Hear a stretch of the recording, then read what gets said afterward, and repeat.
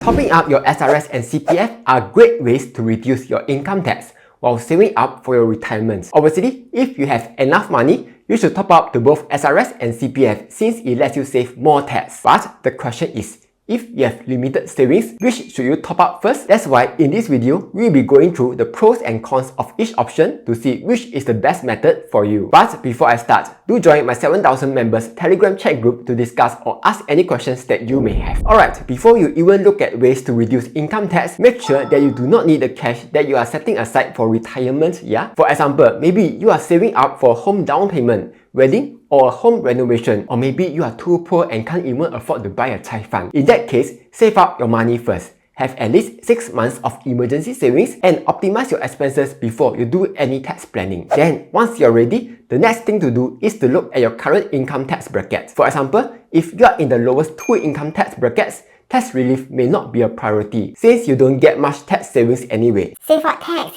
Nothing to save also. However, when your income tax is in the 7% bracket onwards, that's when it starts to get painful.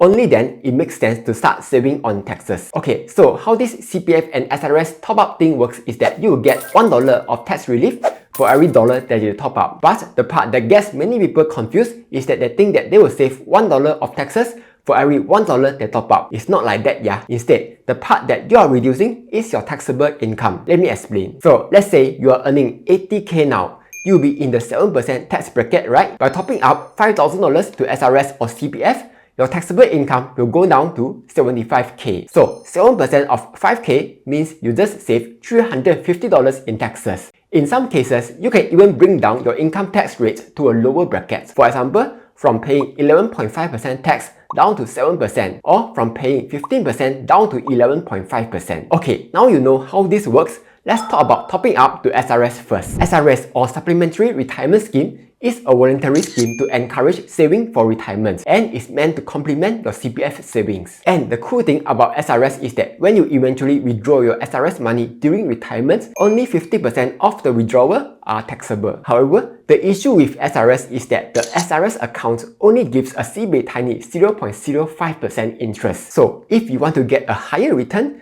you will need to invest the money. So then, what are the benefits of topping up to SRS? 1. SRS has a rather high contribution cap. If you are a Singaporean or PR, you can contribute up to $15,300 to your SRS every year. And for foreigners, it is $35,700. Compare that to CPF top-up tax relief of just $8,000 to yourself and $8,000 to your loved ones. So, for example, if you are a Singaporean who's earning 100k a year, you'll be in the 11.5% tax bracket, right? By contributing the maximum amount of $15,300 to SRS, you'll get a whopping $1,759.50 in taxes every year. 2. You have a ton of options when it comes to investing your SRS money, such as stocks, REITs, ETFs, bonds, SSBs, RoboAdvisors, and even fixed deposits. Meanwhile, CPF SA doesn't allow you to invest in shares, corporate bonds, and their list of available funds are very limited. 3. And this is the most important benefit. SRS funds are not locked up and can be withdrawn anytime, unlike your CPF funds,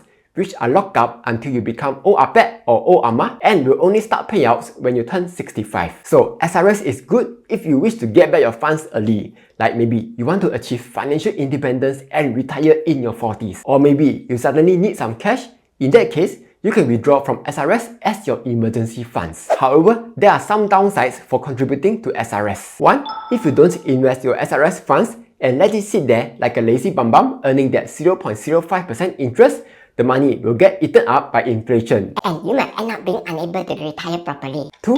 The returns on your SRS investments are non-guaranteed, unless you are investing in bonds, of course. But even then, the yield for each bond will depend on the interest rate environment, which is expected to go down in the near future. 3. If you withdraw your SRS funds before the statutory retirement age, when you open your SRS, which is 63 right now, you will incur a 5% penalty on your withdrawal. And lastly, if you contribute to SRS as a foreigner, there's a 24% withholding tax on your withdrawal. Wow, 24%? Yes, 24%. So let's say you are in the 11.5% tax bracket and you contribute 20k to SRS every year. So you will save $2,300 in taxes in 1 year, or 23k in 10 years, right? Now, let's say after 10 years, you want to withdraw from SRS.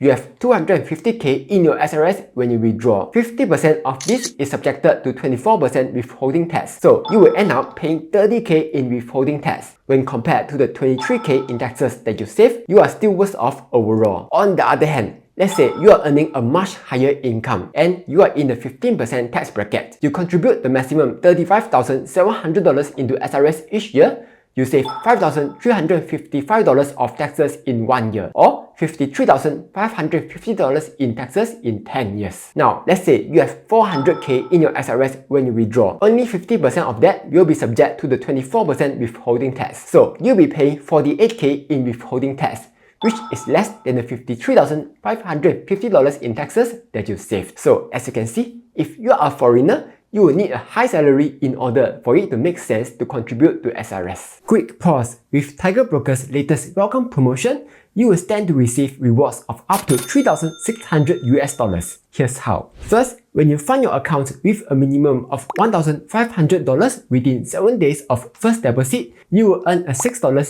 voucher, 3 months of SGX Level 2 advanced quotes, as well as an exclusive $30 Tesla fractional shares when you sign up using my link. Then, if you can deposit 10,000 SGD or more, keep your funds there for 30 days while completing 3 buy trades, you will get to participate in 6 lucky draws to win anywhere from $1,200 to $3,600 worth of rewards. With Tiger Wallet, you will get to park your idle cash in various low-risk money market funds to further grow your wealth. As of making this video, the SGD fund is giving a yield of up to 3.7%. Whereas the USD fund is giving a yield of up to 5.5%. To enable auto sweep, all you need to do is open up your app, head over to Wealth, tap on Tiger Wallet, then at the bottom, tap Manage. Then make sure it says activated for both USD cash and SGD cash. Tiger Brokers will automatically invest your idle cash and you will start earning a daily return. This feature is totally free to use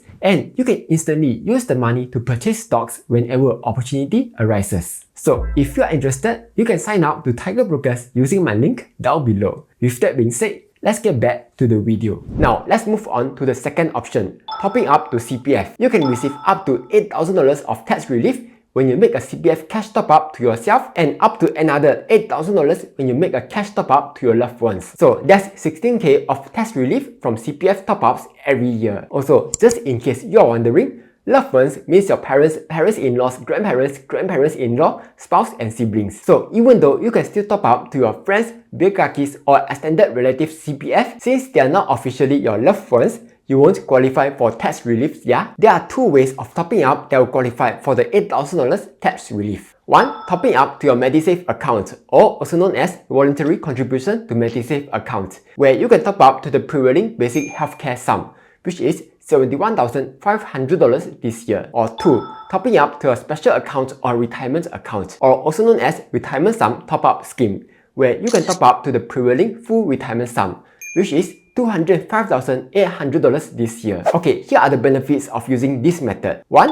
You will earn a steady PPP guaranteed interest of anywhere between 4 to 6% on your money, which will then eventually be paid out to you via CPF Life. This forms a safety net to secure your retirement even if all your other investments fail. 2. When you fill up your MA or SA accounts, you will get to supercharge your CPF accounts. Okay, here's how this works. So, when you top up your MA to the BHS, the money contributions to MA will start flowing to your SA or RA until the full retirement sum is achieved. Once that happens, MA contributions will start flowing into your CPF OA, which you can then use for other stuff, such as housing and investments. So that's supercharging your CPF. Also, if you top up to your CPF MA, the money in MA is not locked up and can be used for healthcare related expenses, such as insurance premiums and hospital bills. As a bonus, if you or your parents are over 55 and have not met the basic retirement sum yet, if you top up to the CPF RA, you may be eligible for the Match Retirement Savings Scheme, where you can enjoy dollar-for-dollar matching from the government to their retirement accounts, up to an annual limit of $600. So that's free money, yeah.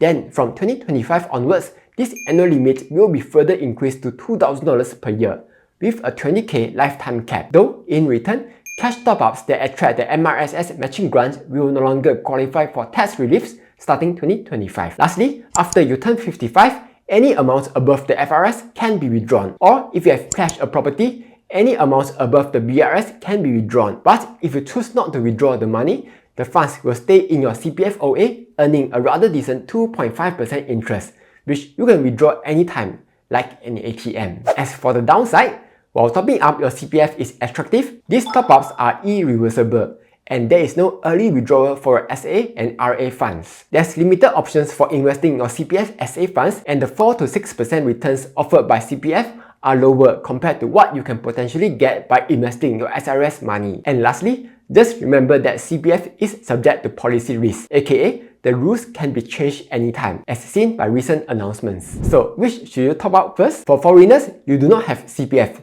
so you can only go for SRS. But for everyone else who has CPF, you may want to consider topping up your CPF first. Here's why. CPF returns are guaranteed at 4 to 6%, whereas SRS investments are not, unless you are investing in bonds, SSBs or T-bills. But even so, it's hard to find bond investments that can beat CPF interest. For example, the recent T-bill auction in February 2024 only offered a yield of 3.66%. So having your CPF as your base will give you a financial safety net when you retire. Also, by topping up to your CPF MA, you can use the money for medical expenses and insurance premiums. Or if you are not using the money, it will be earning a steady PP interest. However, before you top up too much money into CPF, just know that there's policy risk where things can change anytime. So a good starting point would be to top up $8,000 into CPF every year for tax reliefs. Then, once you are done with CPF top-ups, and if you still have additional cash, then you can consider SRS for additional tax reliefs. However, with that being said,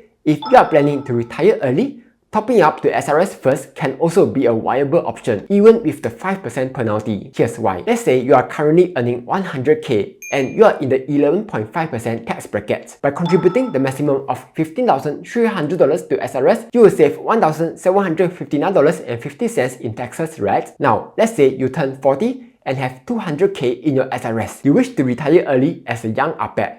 In that case, you'll be withdrawing 20k each year for 10 years. If you have no other sources of income, you will actually avoid paying tax on your SRS withdrawal as you are in the 0% tax bracket. Though, you will still have to pay a 5% penalty of $1,000. $1,000 is painful lah. But when you compare this $1,000 penalty to the $1,759.50 in taxes that you saved previously, overall, you have still benefited by topping up to SRS. Meanwhile, if you top up to your CPF first, you won't be able to get any payouts until you turn 65. Though, here's a pro tip. If you are undecided on whether you should top up the SRS, no problem. What you can do is open an account first and make a deposit of $1 into your SRS. That's because by doing so, you will lock in the statutory retirement age for when you can withdraw your SRS funds in case the government raises the retirement age again in the future. We don't know for sure, but kiasu a bit won't hurt lah. So that was a quick analysis of what you can do with CPF and SRS to save on your taxes and plan ahead. Everyone's financial situation and personal goals are different, so it's best to review your current situation to see which option is best suitable for you. Anyway, hopefully you found this useful. Like, share and subscribe as I'll be posting new videos every Monday, Wednesday and Friday.